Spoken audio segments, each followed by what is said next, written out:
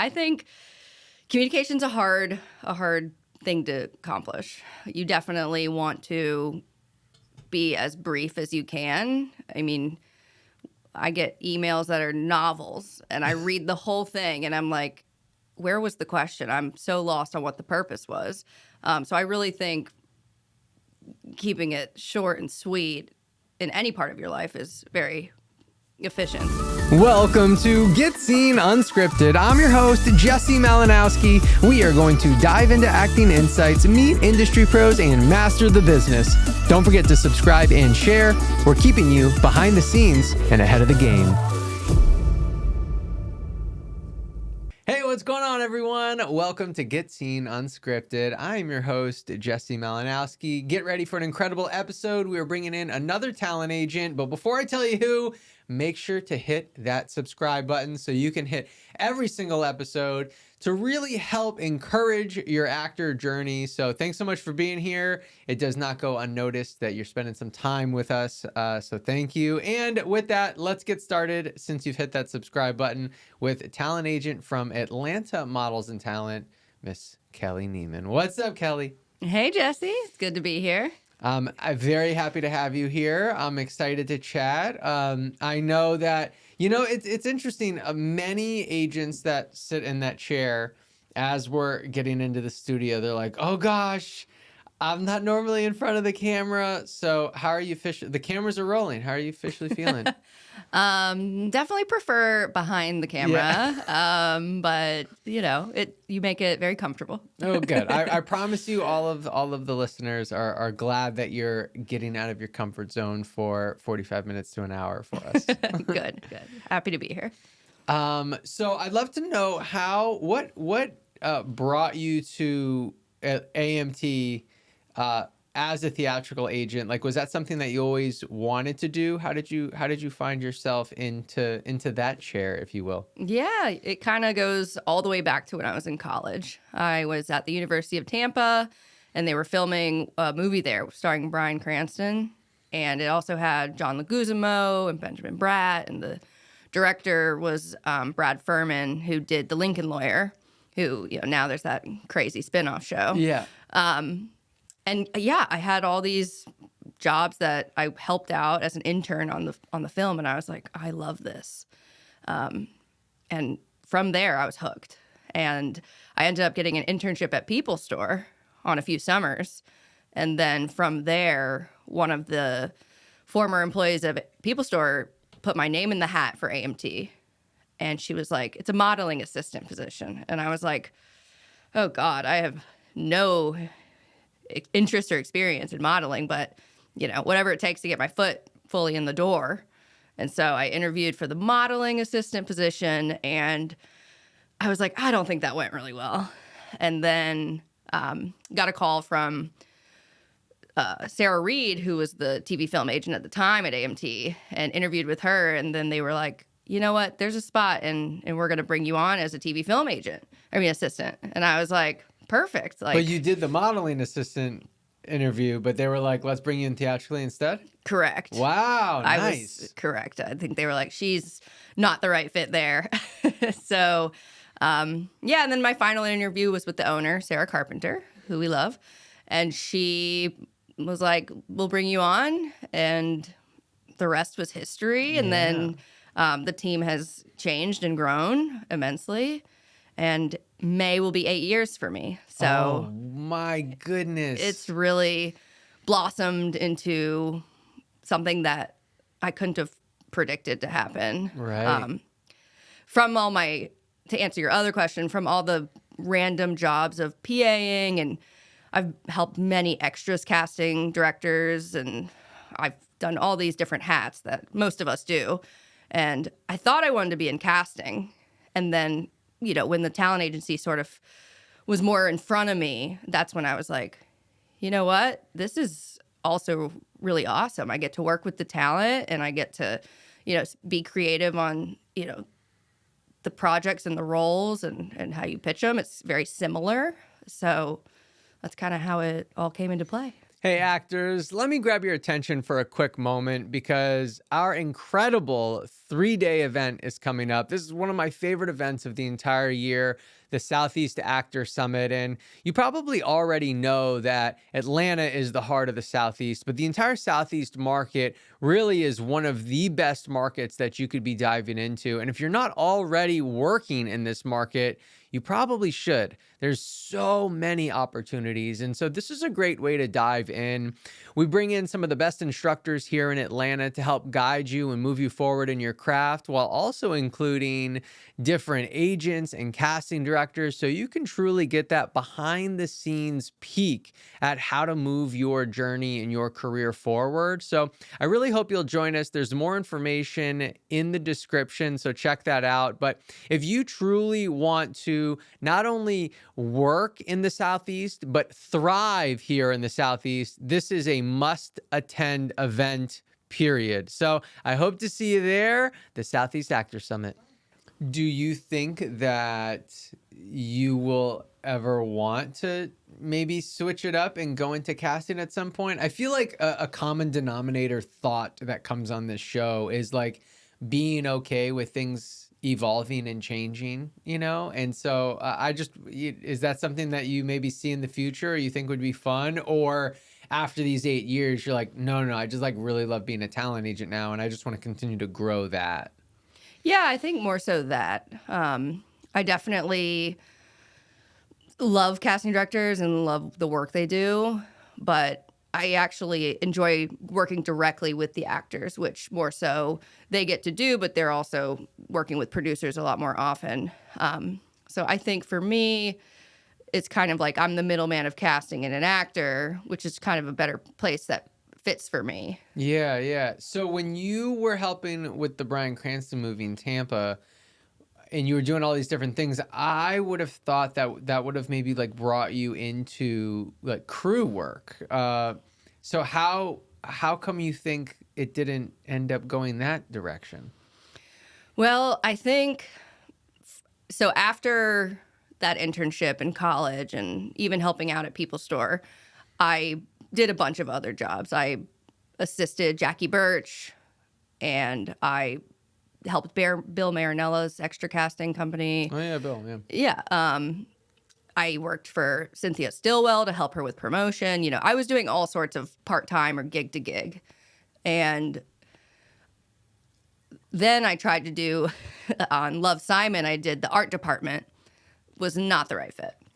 Then I tried to do a couple PA jobs, and it's like, it just, again, didn't feel right. I think just when I did it was The Infiltrator with Bryan Cranston. And I think when I did just be on set, I just loved every aspect of it, but I was like, I still didn't quite find the right hat to wear.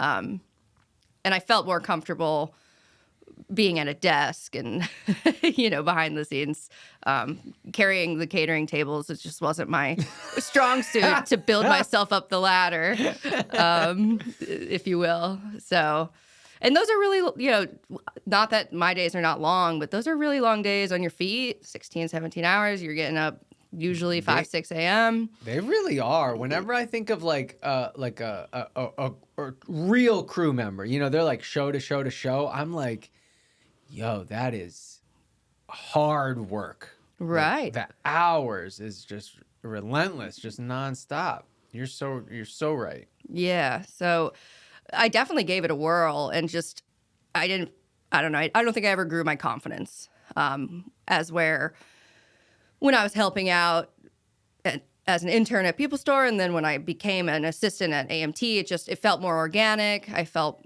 like I was able to learn and begin to grow and understand the process a little bit better. So that's kind of how that shook out. But I'm glad that I had those experiences, because I feel like it makes you respect the job and the crew and the film and the final product. I feel like if you really can put yourself in their shoes, quite literally, you can really look back and be like, whew, it really takes an army. Yeah, so true. I mean, shout out to People's Store for a quick second, because yeah, they are fantastic. I've interviewed so many people, and so many people have started at People's Store. It's so wild. They have a great intern base. They have a ton of people. Yeah, I'd love to know, because I think there's like different phases of your career so far, right? Obviously starting at People Store, then the transition to AMT, then AMT even going through transition and in different leadership there. Can you kind of talk about those three different phases and what kind of inspired you or that you learned along the way? So, I mean, I think starting at People Store, because again, I've talked to so many people that have started there and they're still in the business. So I feel like People Store has to do a good job at like getting you as a person excited about the industry or throwing you in or something. So what was some like cool stuff that you learned truly starting out at People Store? Yeah, no, first and foremost, they had a great staff, and Rebecca, the owner, is the kindest person. And I think what I learned at People Store, starting at the front desk, was communication, like how important it was to funnel every call, whether it was a potential client, a current client, a casting director, or a producer looking for someone, and just being able to pivot those calls to the right person. I feel like that was a really good way of just, okay, this is a really chaotic field. You really got to be paying attention, and you don't want to, you want to make sure you get every detail down so that they're not coming back like, well, did you get their name? Did you get the number? So I feel like, as simple as it sounded, I feel like it really taught me communication at first and foremost. And then at that time, I'm actually not sure if People Store still does it, but they had it there. They had a taping studio there. Oh yeah. Back in the day, that's so I crazy. would print the sides, which I learned the word sides, and Yeah. And I would kind of help set up the camera and make sure there was a reader there.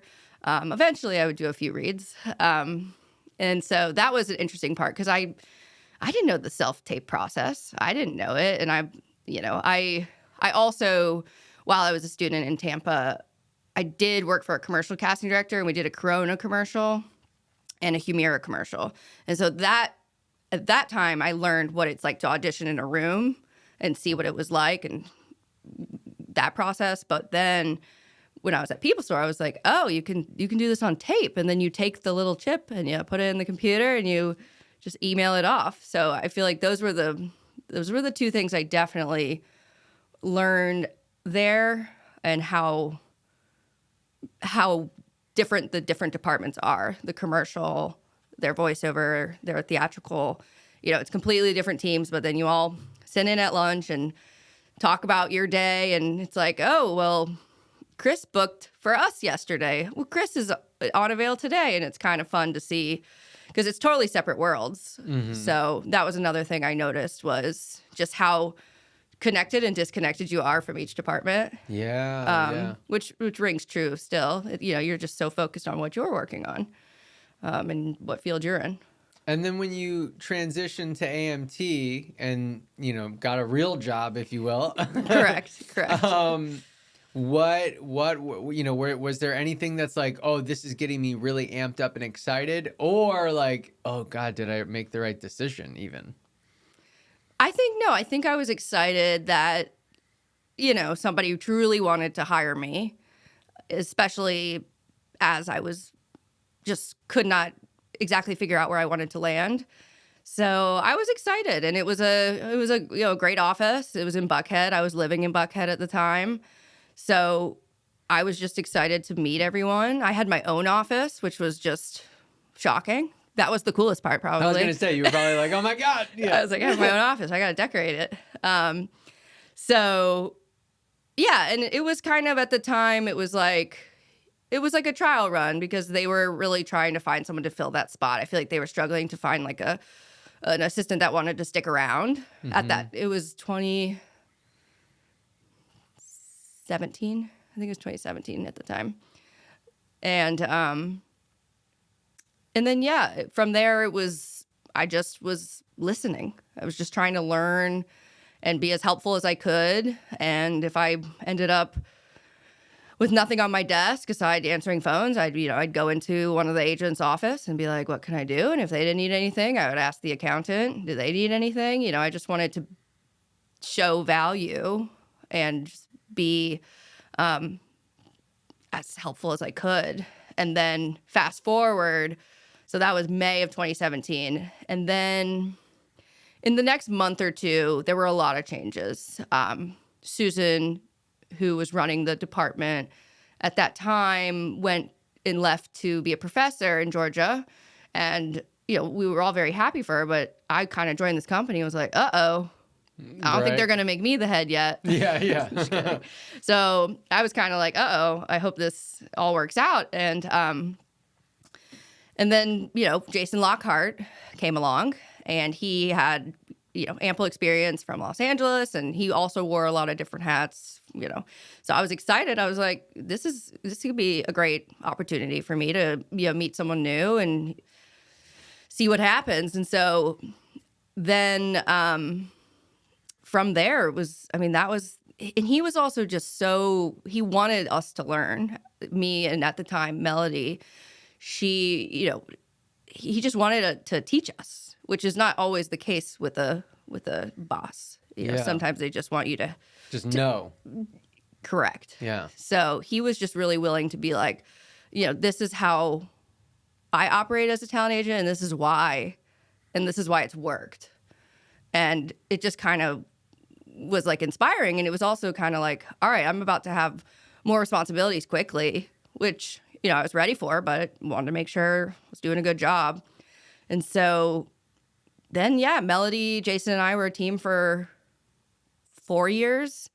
And then Melody wanted to go on to a different field, and she's doing great. Still just had lunch with her over Christmas. Oh, nice. And then we were like, wait, there's someone that we love, who we've always worked with at RPM, Madison Junod. Like, let's see if she's interested. And then she happened to be interested and available. And then the three of us just became unstoppable and have a group chat. You guys are a great little trio. And Jason speaks so highly of the both of you.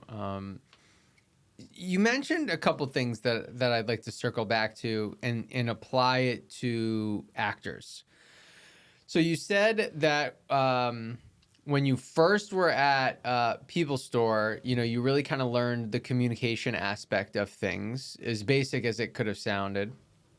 So one, I'd like to know how actors could be communicating better.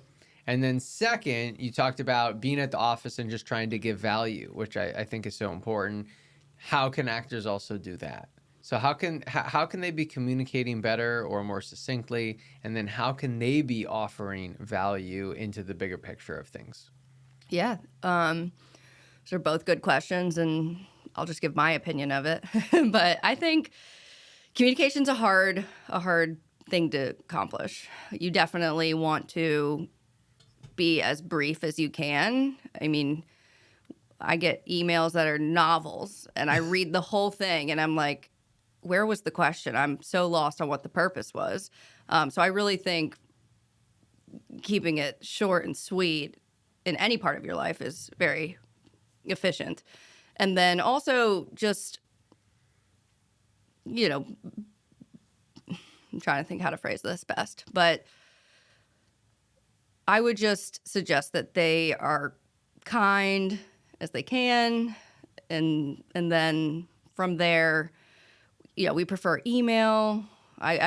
Some people, use our cell phones, and that's okay. Sometimes we're happy to call you and be like, we have great news, you booked, or this is an urgent avail check text. But then sometimes it's at 11 p.m. and they're like, hey, did we hear? And it's like, it's hard to find that boundary once you open up that line of communication. But I think the best way to phrase it is just, if you're going to email us and we haven't emailed you, it should be about something that's, relevant to your career or to something that's actively going on. Like we're happy to hear if you're in a comedy show or you just did a workshop with, Chase and Tara. Those are things that we love to read, but I think sometimes they're just the hardest email we get is, what can I be doing better?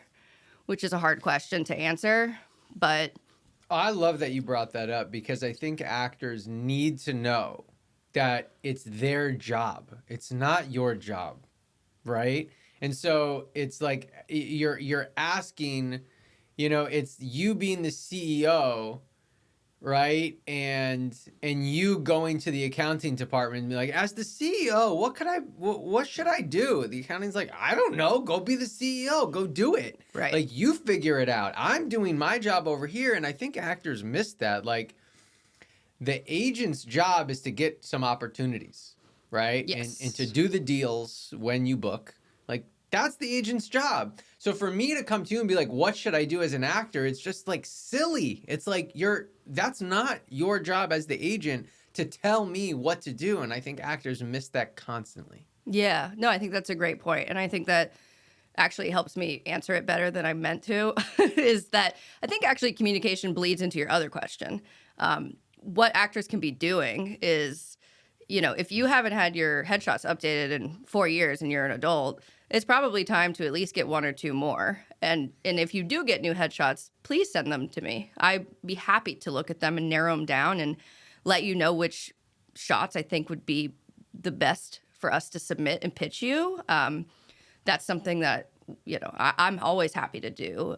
Demo reels, definitely send that over, because a lot of times people build their demo reels, and it's probably a hard thing to be looking at your own material, but if you have a scene opposite Jason Bateman, even if it was 3 years ago, like, you're going to need to put that at the front most likely, depending on your other footage, of course. And there's just a way to make it transition better. A lot of people have demo reels where it's amazing if they did have a 4-minute scene with Jesse Malinowski. But it's 4 minutes. But it's 4 minutes, Yeah. and casting directors and producers aren't going to watch that long. But I will say that, like, the focus of those moments is it should be about you.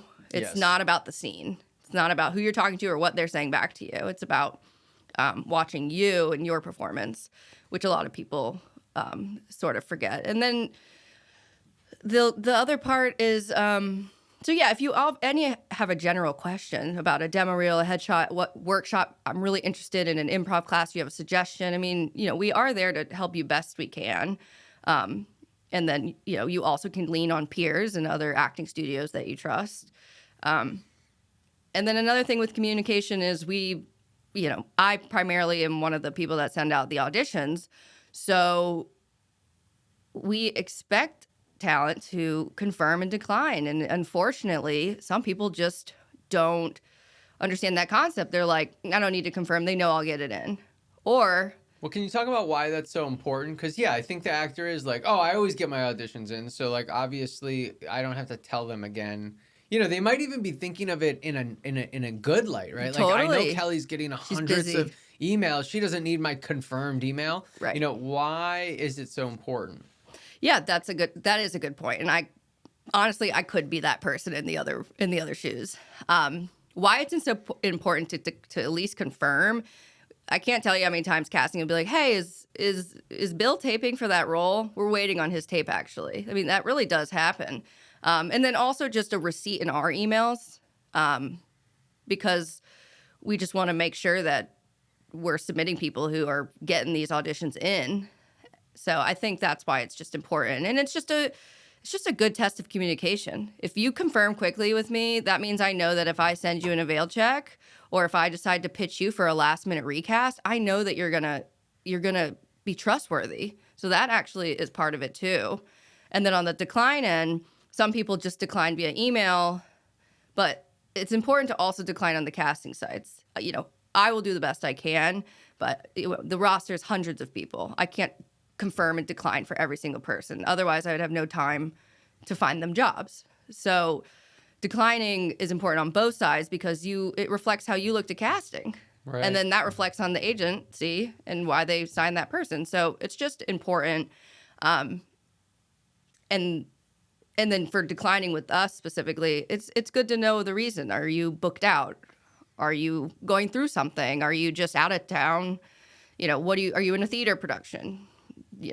Or did you just miss it? Yeah. But I think that kind of communication is the bare minimum, and we do expect it. And if you can't do it, it's definitely a red flag.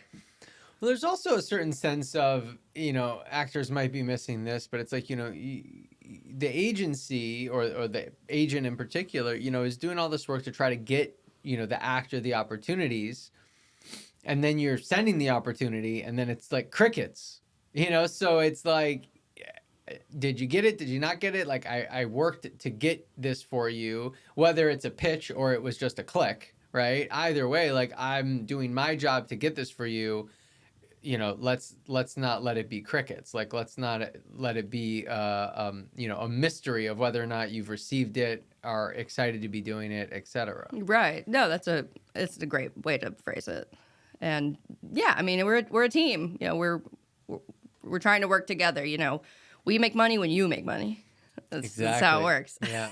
You mentioned theater. Give us the honest truth. Give us the honest truth as the talent agent. If an actor is like, "Hey, I'm booking out for 3 months. I'm doing a theater show." They're super amped up about that. How are you feeling? Well, always a congrats first. Yeah. And I genuinely mean it. But I do think, if it's a busy time of year, which nowadays with streaming just being such a beast that it is, there's just less of a pilot episodic season. It's just kind of like, all right, year round, we'll see when it's busy. We just really would hope you have an understudy. That's all we would just hope for. And if not, then we're going to have to book you out. And it is what it is. I think some people don't necessarily share all their conflicts up front, which can then lead to much bigger problems. Because you can speak to it better than me, but I would say most auditions do require to input your conflicts. They do. I'm going to be the worst person to talk to about this, Kelly. I'm not going to be the person you want to talk to, but I think we could be a little honest. I mean, I can tell you what I do. Well, if something's movable, yeah, then I understand if you're not putting it. But if you're in a committed theater gig and you're just kind of like, I might be able to get a day off. Yeah, no. Yeah. That's what I mean. There's a lot of people that are like, I thought it would work out. Yeah, no. You got to be realistic. Because those conflicts yourself. really happen. And I'm like, how did this slip through? Yep. So what I will do though sometimes, if I'm being completely honest and I'm admitting something here, sometimes if there's like a shoot window though, and I don't know when it's shooting, but I do have a conflict in the middle, I just won't talk about the conflict because I'm like, I think it might negatively like detract me from getting it because they're like, we just want someone that's completely open so we can move dates around and we don't even have to worry about it. And so I'm like, no, I'd rather like assume it's going to work out. Right. The advice if you're emailing me back, yeah. The advice I give is, let's say, it's a week or 2 week window and your conflict's smack dab in the middle. It's 1 or 2 days. My advice will always be, if it's a movable, you got to put the conflict. But if it's definitely movable or if it's soft, definitely leave it off the table. Because I agree, they definitely, of course, want someone that's fully available, but I'm trying to prevent problems. For sure, because I'm going to be the one that get yelled at. Yes, right. When they're like, we sent an avail check. They said they were available. They didn't put any conflicts. And it's like, yep, we got bamboozled there. Yeah. So, I think that's why we're also, somehow conflicts are just never ending. I can't tell you how many times someone books and then they book again, and double bookings happen way more often. They should definitely get lottery tickets, those people. Dang. So. What about success story wise? I mean, you've now been doing this for a really long time. What's one of your favorite success stories? Maybe for yourself, something that like you accomplished behind the scenes, or maybe it was an actor that you just kind of felt more invested in that particular person or that particular booking. What's like a big success story that like you think of, it makes you smile? There's so many. I think the one that comes to mind, because it was a really big accomplishment and it was a big challenge, because as I said, just the way that AMT leadership changed, I quickly fell into more responsibilities, and I became a talent agent sooner than, but I had earned it and it was exciting. But then, Jason, the boss, he was out of town, and I was like, okay, we got this. And this huge booking came in for Marvel, and it was going to be a month in the UK. And I'm like, oh no, I've got a lot to negotiate here. This is a big deal. Want to make sure that he's well taken care of, and he had a huge resume as well. And I think just getting him the best deal possible and getting it successfully done without help was probably like the first time it like really felt like I had done it on my own. Yeah. Without having to just be like, oh, I have a question for someone else. So that was probably one of my greater accomplishments. But did you get everything you wanted? Almost. Definitely the money and the travel were better. And then the billing's always hard with Marvel. Oh, yeah. But yeah, I mean, he had a great time, and he was very, appreciative, which is always a better feeling than just kind of like accepting it. So that was a big one for me to have closed at that time. It was probably my second year in or Oh, wow. ish. Yeah. Incredible. I know, that's why the details are a little fuzzy. I'm like, oh my God, wait. But I remember the feeling. That's awesome. That's awesome. But one of the cool success stories that recently happened is that we have two actors, both of them, one of them with a few credits and one of them with definitely a bunch of day playing credits. They had auditioned for a new series shooting in North Carolina, and the role was 2 lines, 2 scenes. That was it. Episode 1. So I guess the pilot. They auditioned, they booked it. Next thing you know, they're getting checked for the next block. The next block. They were in 6 of 8 episodes of this miniseries, and they worked from September to December, making, incredible relationships, having a great time, and also making some great money. I mean, easily probably met insurance, which is definitely one of the big goals, I think, for most people. Mm-hmm. And it was just crazy. It was just literally the situation of sometimes you just don't know if you want to tape for something, and just like saying yes and just, being positive about it.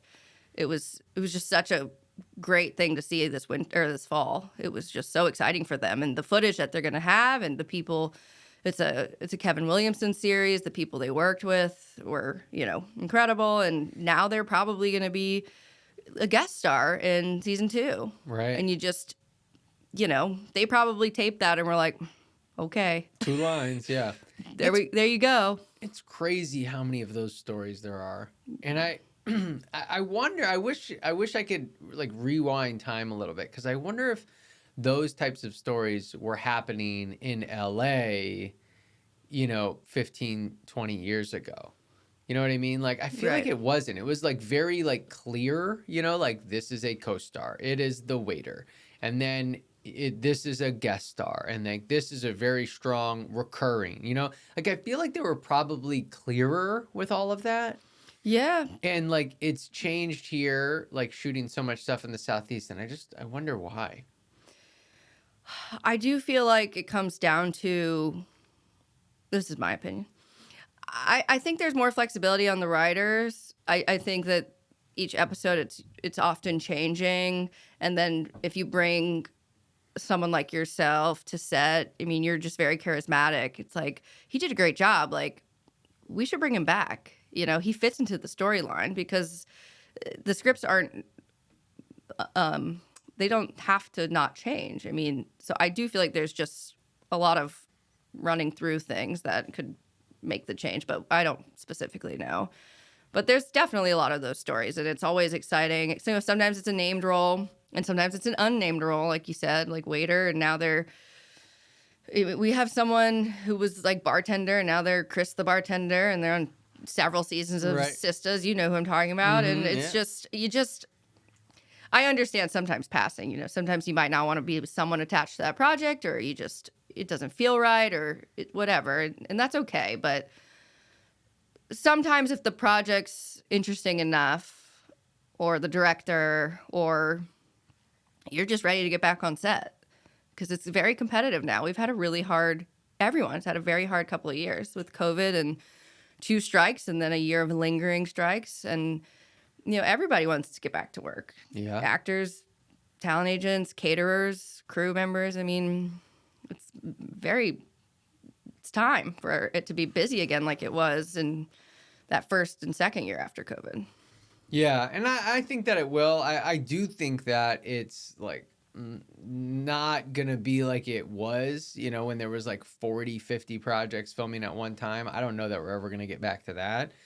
So I think it's so much to do with expectations, So if your expectations are 40, right, you're Sure. just constantly gonna be disappointed. Sure. So, I think if you're an act, if you're doing anything in the film and TV business, it's like if there's stuff filming, right, then there's jobs to be had. Totally. So do your best and do everything you can to go get that job. Whether you're an actor or a crew member. Like right now in this moment, what are you doing to ensure that you can get that next job? Whether it be better networking, or if you're an actor, being in classes, making connections. So I want to always be in like the abundance mindset that, with whatever is available, I'm going to be able to get, whether it's 40 or whether it's 20, right. I'm going to be able to get something, and I'm going to continue to work. Yeah. I mean, that keeps you realistic and humble, and then you don't get let down. Yeah. What, when you kind of went over the, like, being an actor that says yes, are there other attributes within actors that you like to work with, that you like to see in them? I know you kind of mentioned like a kindness as well. I'm not sure if you want to elaborate in that direction, but with some of your favorite actors, what are those attributes that they have that draws you to them? Yeah, I think, if we sign you, that means we've already believe in you as a talent, and then we also like you as a person. So from there, it should be a fun and professional working relationship. So personally, when I'm communicating with someone and I send an exciting audition or an exciting avail check, I think for the kindness factor, it's just fun to get excited together, because, I want you to book the job for many reasons. And so I do think sometimes people will, email me back or call me back, and they're like, oh my God, like I would do anything to, work with this producer or this director. And it's like, yes, I'm such a fan of this. And then we start bonding, and then next thing you know, we're talking about dogs, So I feel like that's how sometimes I have built random relationships with some people, by just kind of the passion of the business. But also, I just really respect the ones that are keeping their materials up to date and doing a good job with it. They have to either be, leaning on their peers and then, doing it themselves. So I think, seeing someone that's motivated is an attribute. Seeing someone that's as positive as they can be. I know it's you're swinging all the time and you're just waiting to hit a home run. So, I think those would be other good attributes. And yeah, I'm going to have to still just say the underlying one is communication for me. And keeping the boundaries, keeping it professional. I love that, because I think the communication aspect can so easily get missed, so easily. Like, it's not taught in a lot of classes. I mean, it's something, we focus on within our workshops and our mentorship and stuff, that how you're communicating with the people around you, communicating with your team, casting is really important and could really make the difference, but I'm glad that you brought that up because it is important. But sometimes we can get so stuck on just like, oh, I got to work on Meisner. You know what I mean? And Sure, it's like, sure. Meisner is not going to help with your relationship with your agency, which is like really who's getting you the opportunities, So Right. what are the steps and tools, strategies, tactics that we could be using to really nurture that relationship and water those gardens? Because that actually is probably going to bear the most fruit. Hey, are you a parent of a young actor? Then you're going to want to pay attention to this because Get Scene Studios has what we call our Rising Star program. This program is incredible. It is a monthly program that puts you in front of an industry pro every single month and focuses on what a young actor needs to be focusing on, which is auditions. So every single month, we focus on either theatrical auditions or commercial auditions so they can be set up for success when they get an agent or if they already have an agent to really succeed at these auditions and even begin to make money at this. So we bring in different industry pros every single month and agents and casting directors and then work on those auditions. So if this sounds like something that you would like to get your child or a friend that has a child involved in, all you need to do is email risingstar@getscenestudios.com and we will let you try your first month for just $1 a class. That's right, only $1 a class. All you got to do is email us and we will get you all set up and ready to go to improve those auditions and then also get in front of those industry pros because we are Get Seen. Thanks for watching. Right. And I think, a funny thing with communication is, I actually studied communication. My degree is in advertising and public relations. But the thing with communication is you're dealing, especially in any industry, but especially ours, you're dealing with so many different personalities. And everyone communicates differently. So that's kind of also part of it. Like how I communicate with one client, it's very different how I communicate with another. And then how I communicate with casting. You have to kind of pivot based on, I guess, what exactly you're talking about. But I wish there was a course that you could take. Right. I guess the best thing I could do is, or the best advice I could think of is, if I'm about to send an email to my agent, I guess let me try to be the agent and switch shoes and think, okay, if I was receiving this, how would I feel and is this how I really want to phrase it?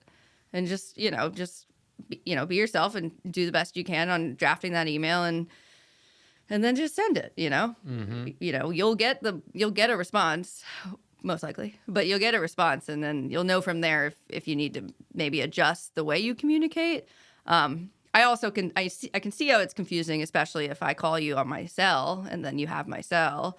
I can see the confusion of like, yes. Yeah, like, hey, anything down the pipeline this week? Right. Like, not that necessarily always happens, but I think just use your best judgment. I'm not going to call a producer just because I can. Maybe that's a way to phrase it. It's I have their email. If I have a question, I know how to contact them professionally and correctly.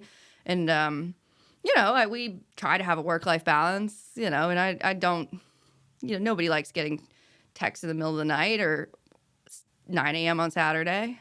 So I just use your common sense. And, honestly, a lot of people really do have it figured out that I work with. So it just takes a little bit of practice. Yeah, I think AMT does a good job at I guess it'd be scouting the talent, before bringing it on to make sure you're getting the type of people that you want to be working with. Well, Kelly, we can't be here forever, so we have to get to our spotlight sign off, which is 5 questions to end strong. So question number 1 is, what's something you're super grateful for today? Family. Definitely family. Okay. Very close with mine. And I wouldn't be here without them. They're very inspiring, and definitely my family. Is that someone in particular that's super inspiring?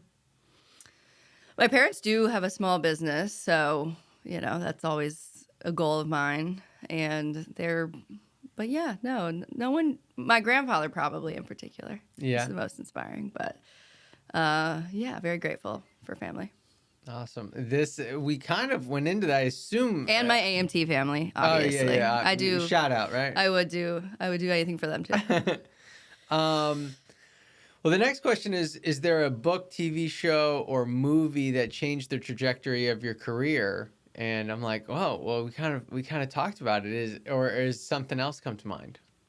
We talked about it. Well, the Bryan Cranston movie. Oh, I'm like, I guess that one for shape career. Yeah. I feel like what kind of inspired me for this industry would be definitely Jaws. Like if I Really? was alive in 1975, I would have gone in theaters, but I have gone as a young adult in theaters. I love the movie. It's like before the things they did with sound and graphics and the one-liners. We're gonna need a bigger boat. I mean, just and I love Steven Spielberg, so that's easily my favorite. I've got tons of Jaws paraphernalia, like Really? T-shirts, posters, socks. Wow. Lego. Okay. So big Jaws fan. Did you ever get to ride Jaws at Universal Studios before it was taken? I did. Nice. It was scary the first time. Yeah. Quite a big shark. It was a good ride. It was a good little ride. Yeah, it was fun. I was honestly devastated they didn't just update it versus put Fast and the Furious. Well, I mean, But just Fast and the Furious 100. So yeah, they're like this will have longevity. Yeah, exactly. Yeah. Nice. What's something within your daily routine that you really cherish? Probably. Well, every morning I watch Good Day Atlanta with my coffee. Oh. And I always love how they do a segment on something shooting in Atlanta. Yeah. And it's fun to see their perspective of it and what I know about it. And sometimes they interview clients of mine. Yeah. That's probably I've something been on Good Day a couple times. I have. Yeah. I love watching it. I mean, it's not always great news. Right. So it'd be that or with my puzzles. I'm a Wordle, Quirtle, connections girl. Okay. Cool. Yeah. What is something you're currently trying to improve in your life right now? Probably just more self-care. Just We just sent you a box. You did to do this, so I'll use it. Perfect. Yeah. Just relax. Work out, eat healthy. Those things. It's a new year, so you gotta start strong. That's right. Yeah. Okay. Well, hold on. I'm the action guy. If you didn't already know this, Kelly. So you just said a bunch of random stuff. I am gonna make sure that you say something specific. So what is it specifically you're gonna do then? Okay. I am going to just add fitness to my schedule. There you go. Yeah. I like that. Add fitness. Yeah, I know you talked about going on walks and stuff. Do you have like a Fitbit? No, I had the Apple Watch at some point. It was just, I don't know. I saw you've got the Oura ring. My sister swears by it. She's always like, I slept so bad last night. Yep. We were talking about like drinking, not drinking. The Oura ring definitely encouraged me to stop drinking because it's crazy. Like one beer, the Oura ring's like, what did you do last night? I'm like, how did you know? How? That's so funny. Yeah, she loves it. It's pretty wild. She loves it. So yeah, the Oura ring does know what's happening. All right. Well, last question. We went over a bunch of different stuff, but either something we already talked about or maybe something we missed. What is something you definitely want all the listeners to receive?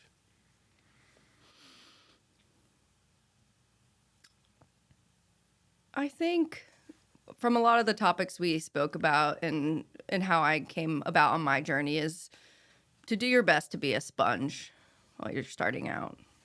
Just listen and absorb as much information as you can to find the right place and be patient. It takes time. It took me years to get us, health benefits. So I think, I don't think I would have gotten there. And I don't think a lot of people can get there without just learning from other people and just being the best they can be. I love it. You got to own it all the way through. Sorry. That's why I'm not usually in front of the camera. No, say it with confidence. Be the best you Be can the be. best, and you will be the best you're going to be. Yes, I love it. Kelly, it was awesome hanging out with you and taking the time. I appreciate you being here and hanging out with me. Yeah, thank you for having me. It was a blast. Awesome. Everyone, thank you so much for being here. If you haven't already hit that subscribe button, please do. If you love this podcast, it's affecting you in a positive way, please leave us a review. And if this episode was impactful to you, send it over to a friend. Thanks again for being here. We'll see y'all in the next one.